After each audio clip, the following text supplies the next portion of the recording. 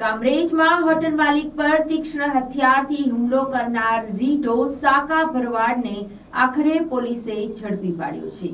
સુરતના કામરેજ વિસ્તારમાં આતંક મચાવનાર રીઢા સાકા ભરવાડને આખરે પોલીસે ઝડપી લીધો છે। થોડા દિવસ અગાઉ સાકા ભરવાડે હોટલ માલિક પર નજીવી બાબતે હુમલો કરી તીક્ષ્ણ હથિયારના ઘા ઝીંકી દીધા હતા। પોલીસે સાકા ભરવાડને સાથે રાખી ઘટનાનું રીકન્સ્ટ્રક્શન કર્યું હતું। સાકા ભરવાડ વિરુદ્ધ અગાઉ અનેક ધાડ, લૂંટ, મારામારી જેવા ગંભીર ગુના નોંધાઈ ચૂક્યા છે અને પાસા હેઠળ સજા પણ કાપી ચૂક્યો છે। ડાયમંડ સિટી સુરતનું પ્રવેશદ્વાર ગણાતો કામરેજ વિસ્તાર દિવસ રાત પ્રગતિ કરી રહ્યો છે, તો સાથે સાથે ગુનેગારો પણ વધી રહ્યા છે।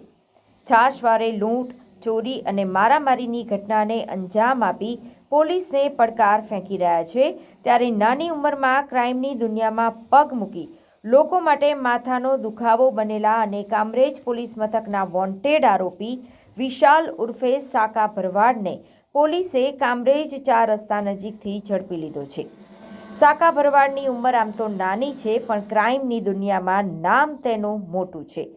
લૂંટ હોય, ધાડ કે પછી કોઈને જાહેરમાં મારવો એ સાકા માટે ડાબા હાથનો ખેલ છે।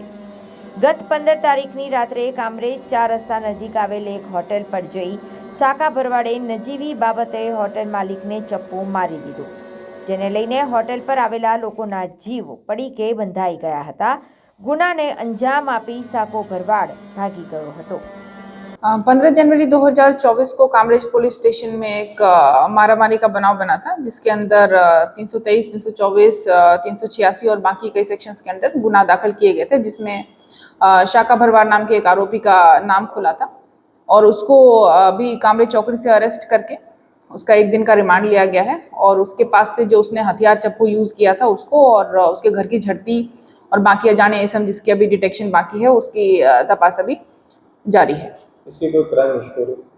हाँ, इसके विरुद्ध पहले भी कामरेज पुलिस स्टेशन में 4 जैसे लूट और धाड़ की फरियाद दाखिल हो चुकी है। उसके अलावा भी कई और गुना दाखिल हैं और इसका पहले पासा भी किया जा चुका है।